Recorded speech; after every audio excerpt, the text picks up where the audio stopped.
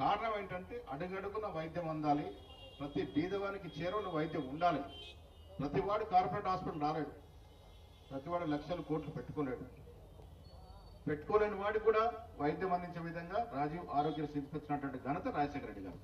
ఇవాళ అది మేము 10 ఏళ్ళుగా అటకెక్కించినారు, మళ్ళీ దాన్ని పునరుద్ధరించినాం. ఇలా కొన్ని కోట్ల రూపాయల మేరకు ఎల్ఓసీలు ఇస్తా ఉన్నాం. ముఖ్యమంత్రి గారు నేను ఎటు రాసిన, కోదండరామ్ గారు రాసిన ఎల్ఓసీలు ఇస్తా ఉన్నాం. నిమ్స్లో ప్రైవేట్ హాస్పిటల్కి బంద్ చేసాం. కారణం మాకన్నా ఎక్కువ మీకు బాగా తెలుసు ఎందుకు మానేయాల్సి వచ్చిందో. అదేవిధంగా CMRY కూడా ఇస్తా ఉన్నాం. ఎన్ని వేల చెక్కులు సార్ మనం క్లియర్ చేసిన గత ప్రభుత్వంలో ఉన్నాయి? దాదాపు 30,000 చెక్కులు గత పాలకులు మిగిల్చిపోతే మేము ఇచ్చినాం. కాంగ్రెస్ ప్రభుత్వం వచ్చితే 30,000 చెక్కులు క్లియర్ చేసినాం. ఆ దశగా ఆలోచిస్తే కేసీఆర్ గారు, కోదండరామ్ గారిని నేను అభినందిస్తాను. ఉద్యమంలో పాత్ర వహించి నేను కూడా అభినందిస్తాను. కానీ 10 ఏళ్ల పాలన చూసుకున్నప్పుడు శుతిలేని సంసారం నడిపి ఇలా మీలాంటి సమస్యలంతా కూడా గాలి వదిలేసి కనీసం చెప్పుకుందామంటే ధర్నా చౌకులు ఎత్తేసి ఇలా ఇంత ఘనంగా చెప్పుకుంటా ఉన్నారు. పొద్దున ఫోన్ చేశారు, పర్మిషన్ ఏదో ఇబ్బంది ఉందని. నేను ఏసీపీకి చెప్పినాను, ధర్నా జరిగితే నేనే వస్తున్నాను, జరగాల్సిందని మాట చెప్పాను. కారణం ఏంటంటే ప్రజల సమస్యలు విన్నవించుకునే అవకాశం ప్రభుత్వాలు ఇవ్వాలి. అది అయితేనే ప్రజాప్రభుత్వాలు. ఇవాళ మీ సమస్యని అవగత చేసుకుని సమయం పట్టవచ్చు, లేక నాకన్నా ఎక్కువ కోదండరామ్ గారికి దీని మీద అవగాహన ఉంది. డెఫినెట్గా కోదండరామ్ గారు, నేను, మినిస్టర్ గారు, సీఎం గారితో మాట్లాడతాం. దీన్ని ఏ రకంగా ఛేదిస్తే మీకు లాభం జరుగుతుందో ఆ దశగా డెఫినెట్గా ప్రయత్నం చేస్తాం. ఇలా రాష్ట్రంలో పరిస్థితులు మీకు తెలుసుకోవాలి. ఆర్థిక పరిస్థితి ఏ రకంగా ఉంది. 65 ఏళ్ల కాంగ్రెస్ టీడీపీ పాలనలో మన అప్పు 65,000 కోట్లు మాత్రమే, 65,000 కోట్లు మాత్రమే. ఇలా 10 ఏళ్ల పాలన, గత పాలనలో మన అప్పు 6.5 లక్షల కోట్లు తీసుకొచ్చి మొత్తం కలిపి 7.5 లక్షల కోట్లు అప్పు చేసినారు. ఇలా నెలకి 6,500 కోట్లు మనం వద్దన్న ఒప్పుకపోయిన రిజర్వ్ బ్యాంక్ మన నుంచి తీసేసుకుంటుంది. ఏంటిది ఆ పద్దు? 6.5 లక్షలు ప్లస్ 65,000 కోట్లు, 7,25,000 కోట్లకు కాను ఇన్స్టాల్మెంట్ వడ్డీ రూపేణా మన జీతాలు ఇచ్చినా వాళ్ళు లెక్క చేయడు. గవర్నమెంట్ జీతాలతో నాకు సంబంధం లేదంటారు, కానీ 6,500 కోట్లు మాత్రం వాళ్ళకి పోతుంది. మిగతా 6,500 కోట్లు జీతపత్యాలు, మిగతా 5,000 కోట్లతో రాష్ట్రం నడుస్తా ఉన్నాం. ఇంత ఆర్థిక నిర్బంధం ఉన్నా ఎన్నికల ముందు మేము కోదండరామ్ గారు కలిసి తయారు చేసిన మేనిఫెస్టోలో ఏ అంశాన్ని కూడా గత పాలకులు ఖర్చు వదిలేసే పరిస్థితి ఉండదు. వెనక ముందు సమయం పట్టొచ్చు, కానీ సమస్యలు మొత్తం తీరుస్తామనే మాట కూడా సందర్భంగా మనవి చేస్తా ఉన్నాం. ప్రభుత్వంలో చాలా ఇబ్బందులు ఉన్నాయి. ఎన్ని ఇబ్బందులున్నా ప్రజల ఆశీర్వాదంతో అధికారంలోకి వచ్చాం. మీరు ఎన్నుకుంటేనే కదా మేము వచ్చింది, మీరు ఓట్లేస్తేనే కదా మేము వచ్చింది. మీరు ఏ ఆశలు, ఏ కాంక్షలతో అయితే కాంగ్రెస్ ప్రభుత్వాన్ని ఎన్నుకున్నారో ఆ దశగా ప్రభుత్వం పనిచేస్తుంది. ఇవాళ 10 ఏళ్ళు చేయలేని వారు వచ్చి మీకు మేమేదో ఎలగబెడదామని చెప్తా ఉన్నారు. ఏంటి ఎలగబెట్టేది? ఏముంది వాళ్ళు చేయడానికి? ఏముంది వాళ్ళ ద్వారా? వచ్చిన ప్రతిభాన్ని అడగ. మీరు 10 ఏళ్ళు ఏం చేశారు? 10 ఏళ్ళు దీని మీద ఎందుకు దృష్టి సాధించలేదు? ఇదే కాదు, చాలా మంది ఉద్యోగస్తుల సమస్యల్ని అసలు కన్నుతో కూడా చూడకుండా జారబెట్టినట్టు సందర్భం. ఇవాళ వచ్చి మేము ఇది చేస్తాం, అది చేస్తామని. ఇలా మేనిఫెస్టోలో పెట్టాం, మేము బీసీలకు రిజర్వేషన్ ఇస్తామని. ఇచ్చినామా లేదా? కుల సర్వే చేసినాం. ఎవరు చేయాలి? దేశ చరిత్రలో, భారతదేశ చరిత్రలో, స్వాతంత్ర భారతదేశ చరిత్రలో కుల సర్వే ఎవ్వరు చేయనటువంటి పని ఇలా రెడ్డి సామాజిక వర్గం చెందినటువంటి ముఖ్యమంత్రి మన రాష్ట్రంలో చేసి చూపించినారు. రాహుల్ గాంధీ గారి కోరిక మేరకు చట్టబద్ధత ఇవ్వబోతాం రిజర్వేషన్లో. దాంట్లో వస్తున్నారని చెప్తారని మీరు 10 ఏళ్ళు ఏం చేశారు? 10 ఏళ్ళు ఎందుకు చేయలేకపోయినారు? ఇలా ప్రతి అంశంలో వారు చేయలేనిది ఎలా చేస్తామని చెప్తే నమ్మే పరిస్థితులు మేము లేరు. చేసే చిత్తశుద్ధి కాంగ్రెస్ పార్టీకి ఉంది. అది మీ సమస్యకు వచ్చి తర్వాత చాలా సమస్యలు. ఇవాళ గాంధీ భవన్ తలుపు తట్టిన ప్రతి వారికి న్యాయం చేసే దశగా మేము ప్రయత్నం చేస్తూ ఉన్నాం. మంత్రులతో మాట్లాడుతున్నాం, ముఖ్యమంత్రితో మాట్లాడుతూ ఉన్నాం. ఎక్కడికక్కడ ఏ సమస్య ఎట్లున్నా పెద్దలందరితో సమాలోచన చేసి దాన్ని ఛేదించే ప్రయత్నం చేస్తూ ఉన్నాం. మీ సమస్య తీవ్రత మీరు ఇంత నిశ్శబ్దంతో, ఇంత డిస్ట్తో కూర్చుంటే మాకు అర్థమవుతా ఉంది. డెఫినెట్గా దీని మీద పొద్దున నేను మినిస్టర్ గారితో మాట్లాడాను.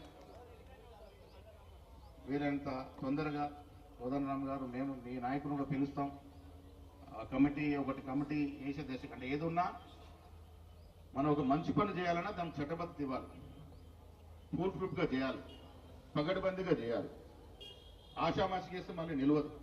సో పగడబందిగా చేయాలి. కాబట్టి ఏ రకంగా చేస్తే బాగుంటుందో పెద్దలు సలహాలు సూచనలు తీసుకొని వీలైతే 2-3 రోజులు దామోదర రాష్ట్రం గారితో మీరు రండి, నేను కూడా వస్తాను, మాట్లాడదాం.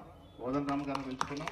ఈ సమస్యను ఏ రకంగా సాల్వ్ చేస్తే ప్రజలకి న్యాయం జరుగుతూ ఆ దశగా చేసే ప్రయత్నం చేద్దాం.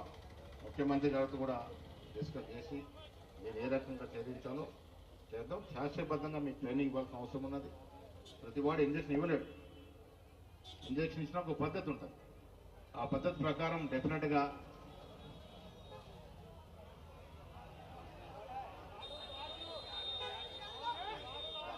దాడులు దాని విషయంలో కూడా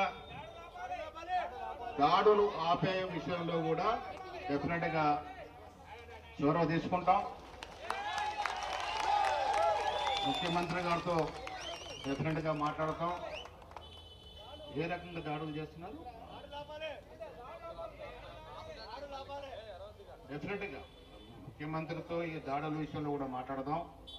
మీరు కూడా కొంత సమయం పాటించండి. దీన్ని ఫుల్ ఫ్లెజ్డ్గా ఫుల్ ప్రూఫ్గా పద్ధతి ప్రకారం పగటిబందిగా దీన్ని అమలు చేసుకునే ప్రయత్నం చేద్దాం. నేను వీళ్ళని త్వరగా మంత్రివారు కూడా చాలా సీనియర్, గతంలో ఆంధ్రప్రదేశ్ డిప్యూటీ సీఎంగా చేస్తున్నారు, అవగాహన వ్యక్తి, ప్రజా సమస్యల పట్ల కూడా అవగాహన వ్యక్తి.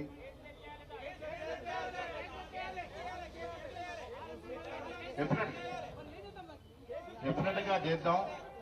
నేను మీ అందరికీ ఒకటి సూటి ప్రశ్న, 10 ఏళ్ళు ఈ సమస్య ఎందుకు నానింది?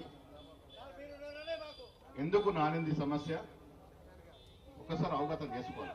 10 ఏళ్ళు మాట్లాడే నాయకులు వచ్చి మీకేదో చెబితే మీరు దయచేసి తొందరపడకండి. ఇలా సమస్య 10 ఏళ్ళు నానింది. మీరు మాకు ఓటేశారు, మేము అధికారంలోకి వచ్చాం. ఓటేసిన ప్రతివాడి సమస్యను ఏదో రకంగా తీర్చాలనే ఉద్దేశంలో ఉన్నాం కాబట్టి వీలైనంత త్వరగా ఈ సమస్యని పరిష్కరించుకునే ప్రయత్నం చేద్దాం. దాంట్లో పెద్దలు కోదండరామ్ గారు, మేము అందరం కూడా భాగస్వాములు అవుతాం. దీని పద్ధతి ప్రకారం చేసే ప్రయత్నం చేస్తాం. డెఫినెట్గా దాడుల విషయంలో కూడా డెఫినెట్గా ఈ రోజే మాట్లాడతాను, ముఖ్యమంత్రి గారితో మాట్లాడతాం. సమస్య పరిష్కారం అయ్యే వరకు, సమస్య కొలికి వచ్చే వరకు దాడులు జరగకుండా ఉండే విధంగా ప్రయత్నం చేస్తామనే మాట కూడా ఈ సందర్భం చేస్తూ నేను మళ్ళీ చెప్తా ఉన్నాను, రేవంత్ రెడ్డి గారికి కానీ మాకు కానీ కోదండరామ్ గారికి కానీ గత పాలకులుగా భేషజాలు లేవు. ప్రతి సందర్భంలో అవసరం అనుకున్న ఒక మెట్టు దిగడానికి సిద్ధం. ఒక చిన్న ఉదాహరణ, గతంలో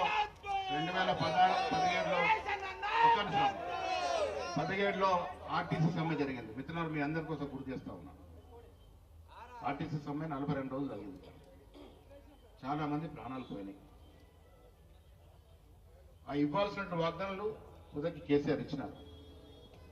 బెట్టు చేసి 42 రోజులు నాంచి ఇవ్వాల్సింది ఇచ్చినప్పటికీ అంతలో కూడా చాలా మంది ప్రాణాలు పోయినాయి. ఈ రకమైన పాలన మాది కాదు. భేషజాలు లేవు. ఉన్న దాంట్లో వేలాంతరంగా తీర్చే ప్రయత్నం చేస్తామనే మాట మాత్రం చెప్తా ఉన్నాను. ఇది మీ ప్రభుత్వం, మనందరి ప్రభుత్వం అనే మాట చెప్తూ సెలవు తీసుకుంటా ఉన్నాను. జై హింద్. సో మిత్రులారా,